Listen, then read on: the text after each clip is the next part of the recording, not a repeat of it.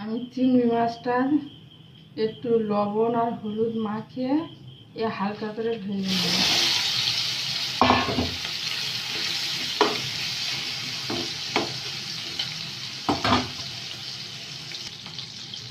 আর এগুলো ভাজা হয়ে গেছে, আমি একটু ম্যাশ করে দিই।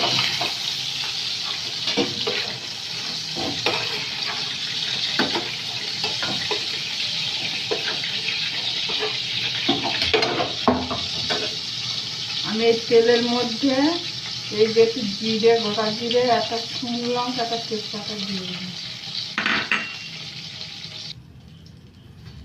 একটু পেঁয়াজ কুচি দিয়ে দিলাম। আমি একটু আদা রসুন বাটা দিয়ে দিলাম।